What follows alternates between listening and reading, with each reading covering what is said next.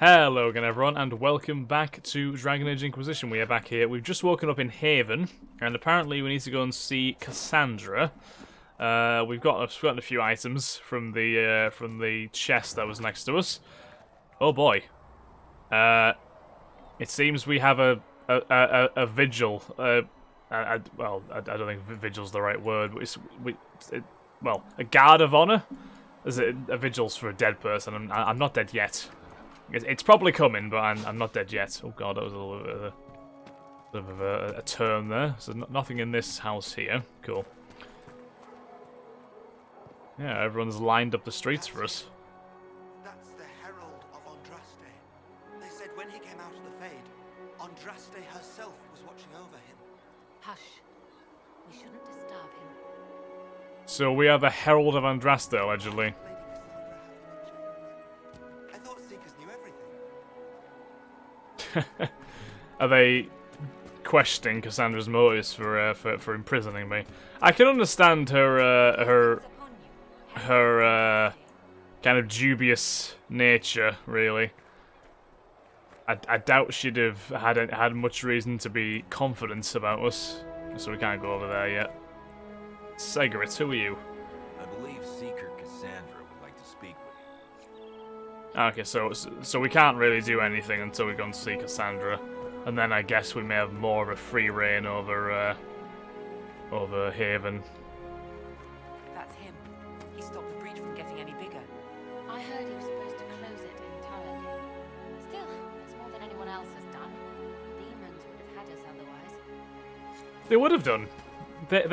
Those demons would have absolutely had everybody here.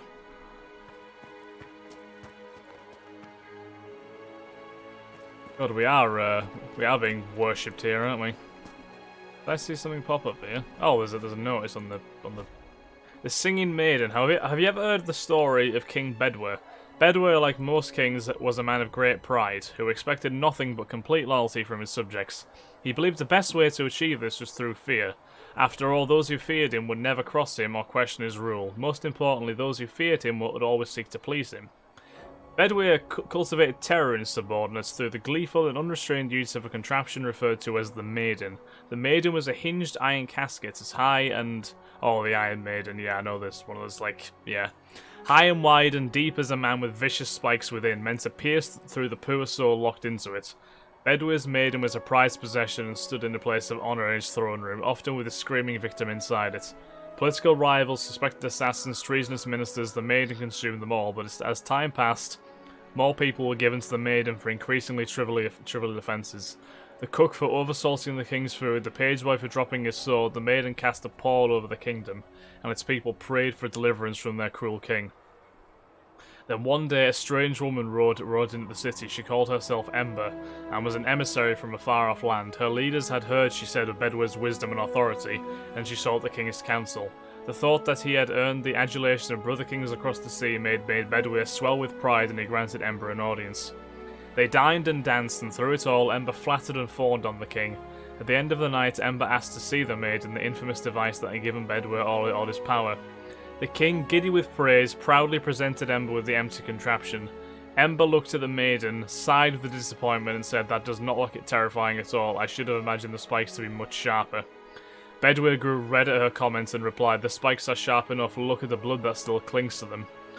"But it is so small," said Ember. Are only children and women its victims?" Bedware grew redder still and replied, "Of course not. The maiden has devoured many men." Ember shook her head and said to the king, "I do not believe it. Surely no warrior could fear this thing. A man like yourself, tall and muscled, would not fit within." The king laughed and saw a way to prove the merit of the maiden to Ember. "I will show you how easily a man like myself could fit," he said, and with that he stepped into the device. But Ember was waiting, and no sooner had Bedware squeezed himself into the iron casket than Ember slammed it shut on him. Ember took the maiden with the screaming Bedware inside through the castle and down into the city, and the people, finally free from the king's tyranny, cheered and danced to the singing that echoed through the streets until Bedware was dead, and it finally stopped. That is a hell of a story. That is a really good story. Wow. I mean, I could kind of see where it was going after a certain point, but, you know. Was there anything over this direction before we carry on? I know we can probably come back and go through all this, but... Anything in this direction? Walk safely, Herald of Andraste. Oh, I will. Don't you worry. Another note here. Patient observations, day 3. Less thrashing, some response to stimulus, vitals seem solid. 2 attempts so far by locals to break into the Chantry to kill my patients. Wow. All this work to save his life, and will they just execute him? We'll inform Lady Cassandra. I expect him to wake before the morn. Those bastards. Like, honestly. Must be letters and notes that it's under, is it? I bet there's a lot of these too. There's quite a few. So we've got day 1 and day 3, but we don't have day 2. What happened in day 2? Who only knows? Oh, there's a gentleman over here. Thren? Oh, it's a woman. I apologise. Got a problem with it? Bring it up with Cassandra. Okay, I will bear that in mind. Thank you for your comment. Yes, let's just go and speak to Cassandra. Chancellor Roderick says that the Chantry wants nothing to do with us. Chancellor Roderick is an arse, to put it politely. Alright, what's this say? The Fade. The study of the Fade is as old as humankind. For so long as men have dreamed, we have walked its twisting paths, sometimes catching a glimpse of the city at its heart, always as close as our own thoughts, but impossibly separated from our world. The Tevinter Imperium once spent vast fortunes of gold, lyrium, and human slaves in an effort to map the terrain of the Fade, an ultimately futile endeavour. Although portions of it belong to powerful spirits, all of the Fade is in constant flux. The Imperium succeeded in finding the disparate and ever-shifting realms of a dozen demon lords, as well as cataloguing a few hundred types of spirits before they were forced to abandon the project. The relationship of dreamers to the Fade is complex. Even when entering the Fade through the use of lyrium, mortals are not able to control or affect it. The spirits who dwell there, however, can, and as the Chantry teaches us, the great flaw of the spirits is that they have neither imagination nor ambition. They create what they see through their sleeping visitors, building elaborate copies of our cities, people, and events, which, like the reflections in a mirror, ultimately lack context or life of their own. Even the most powerful demons merely plagiarize the worst thoughts and fears of mortals and build their realms with no other ambition than to taste life. Which they will probably never do unless they obviously possess somebody, which is, well, you know, not great. I just realized we can level up as well. I didn't even click on that. So let's assign our ability point here. What do we want? Dance of Death. You regain stamina whenever they kill the better. Oh, that's quite good. Oh, parry.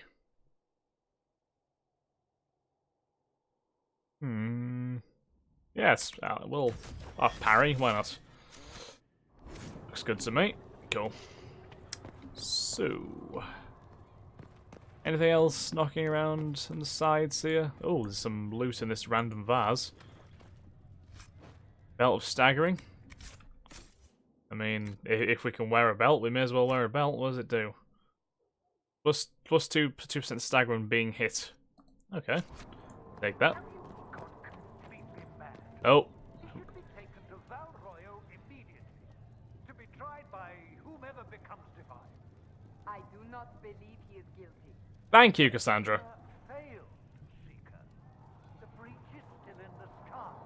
For all you know, he intended it this way. I do not believe that. That is not for you to decide. Your duty is to serve the Chantry. My duty is to serve the principles on which the Chantry was founded, Chancellor, as is yours. Exactly, Cassandra. A chant for the departed. The light shall lead her safely through the paths of this world and into the next. For she who trusts in the Maker fires her water. As the moth sees light and goes toward flame, she should see fire and go towards light. The veil holds no uncertainty for her, and she will know no fear of death, for the Maker shall be her beacon and her shield, her foundation and her sword.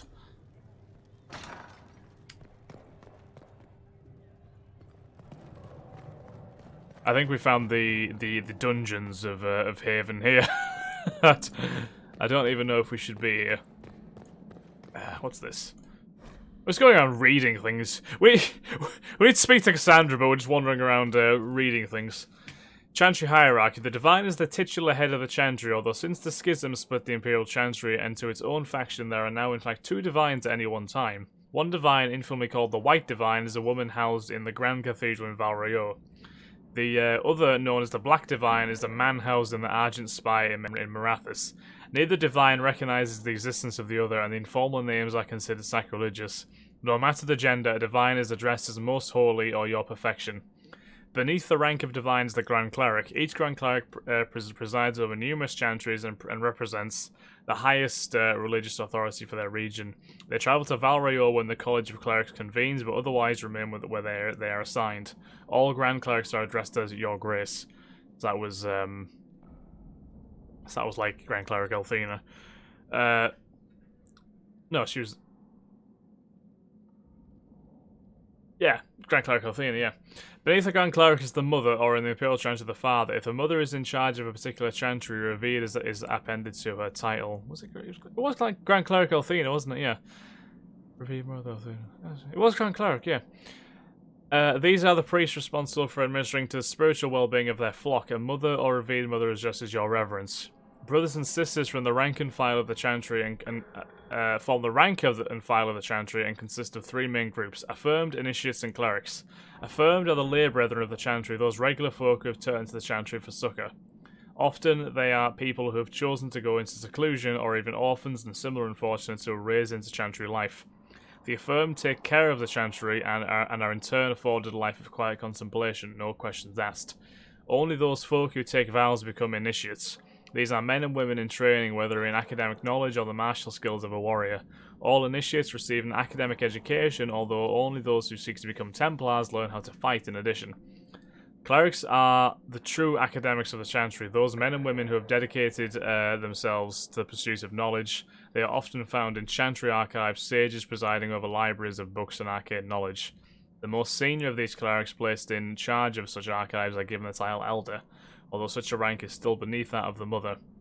All of the brothers and sisters are addressed simply by noting their title before their name, such as Brother Genetivi. Right. What's this one? Just doing a lot of lore building here. Cordelius Draken, king of the city-state of Orlais, was the man of uncommon ambition. In the year -15 Ancient, the young king began construction of a great temple dedicated to the Maker, and declared that by its completion, he would not only have united the warring city-states of the south, he would have brought Andrastian belief into the world.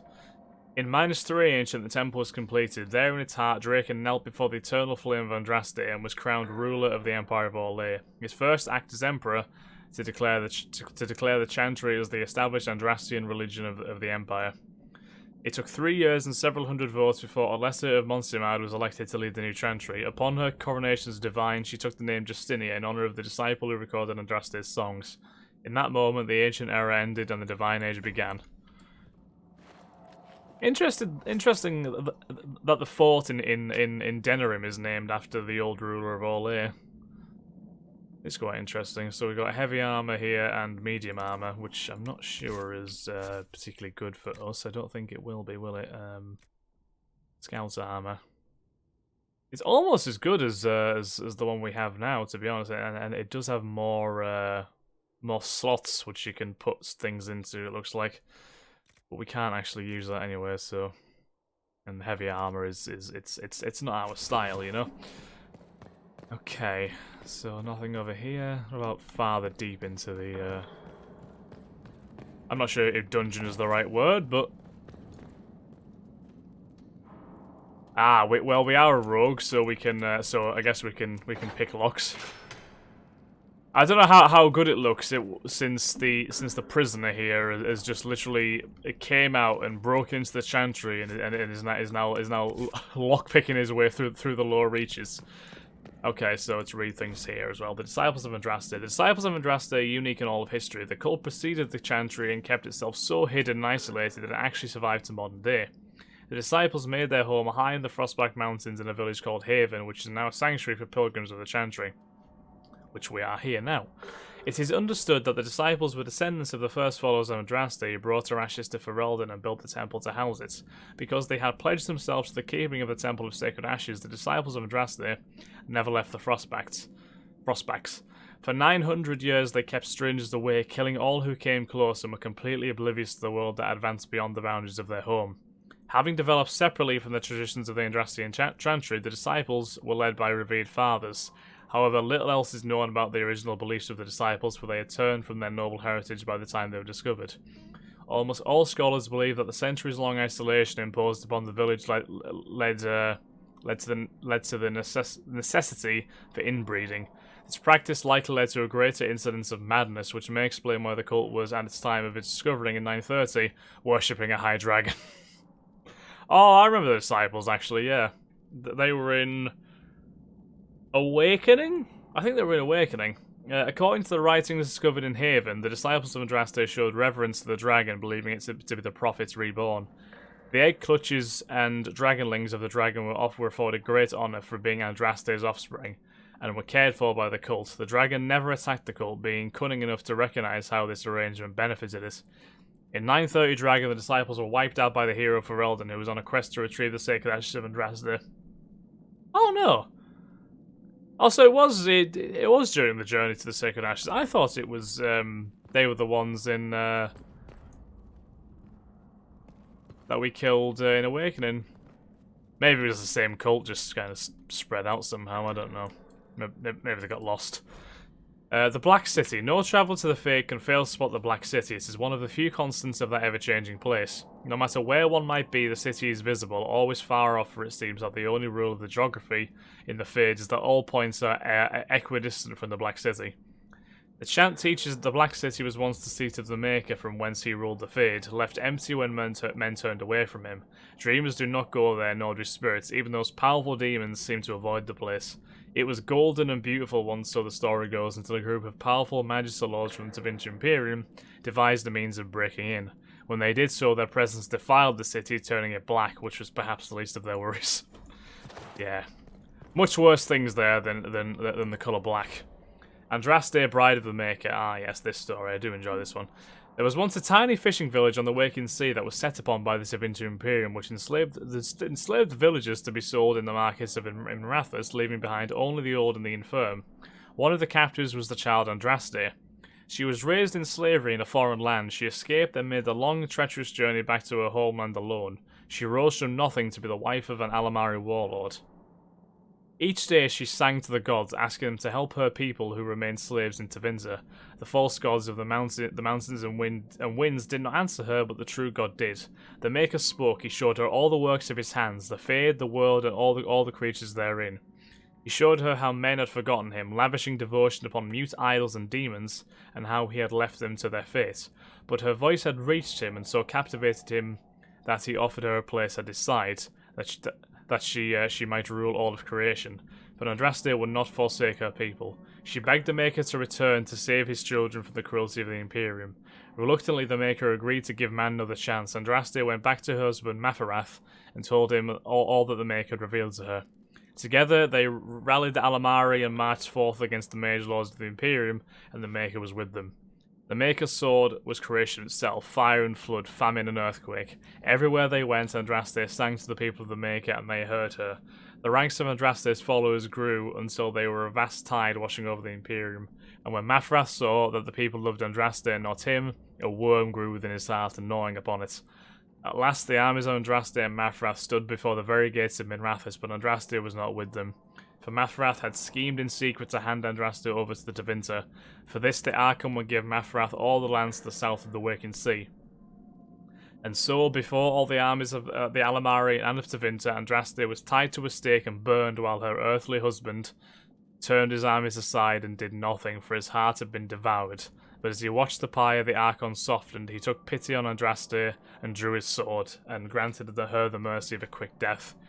The Maker wept for his beloved, cursed Mafarath, cursed mankind for their betrayal, and turned once again from creation, taking only Andraste with him. And Our Lady sits still at his side, where she still urges him to take pity on his children. I love that story. It's a really good tale, actually. Have we got anything further into the Chantry here, or is it just... so, this is definitely the prison, isn't it? We'll still break into the cells, though, because, you know, it's how we roll. I don't know if we're actually getting any experience from it. I don't think we are, you know. But, you know, we may as well have a little look around, right? There may be some things lying around. There's a sledgehammer there. Interesting.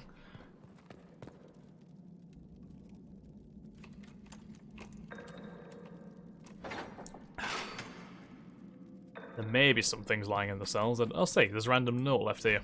Misplaced notes. Notes written by one of the scholars responsible for restoring Haven. The notes have obviously come loose from a ledger of some sort. It took weeks scrubbing bloodstains from the stone. One of two things is true. Either stone is more porous than I thought, or Maker's beard there must have been a lot of blood. How many people died? I'm so relieved I didn't have to deal with the altars of sacrifice the first arrivals found. Those were tossed off a cliff, I think, so now we just have to deal with the stains on the walls and floors. If this doesn't clean up in a day or two, I'm asking for some fresh plaster. Maybe we can cover them up. Still, it's not all bad. Haven is a beautiful place, and while working in the dungeons, we found scraps of paper with writing that looks like Brother Ferdinand Genetivi's. He was held here for weeks before the hero Ferelden found him. Was this where...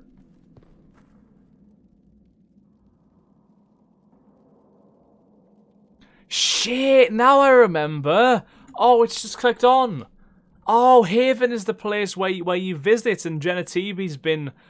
Oh, it's where that weird, like, cult was. They were the Ah! That's what it was. Right. That makes sense. Okay. Ah.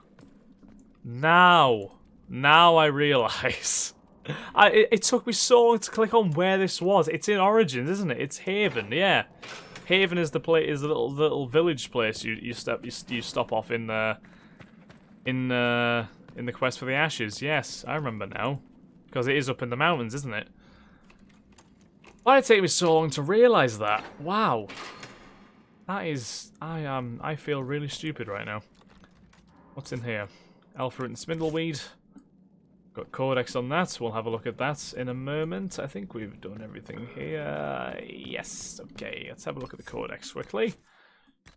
Spindleweed. Spindleweed. It is an old country saying that spindleweed grows best for the sorrowful. Verdant spindleweed in household gardens often brought neighbours offering consolation, usually without even asking what might be wrong.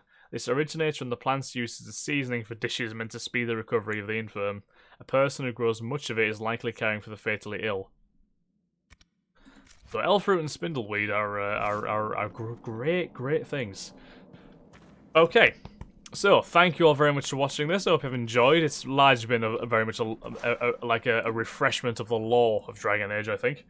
But we'll go and see Cassandra in the next episode. So thank you very much for watching. I hope you have enjoyed. If you have, then please like, comment, subscribe, and share. And I'll catch you in the next episode of Dragon Age Inquisition. Thanks again, guys. Have a nice day.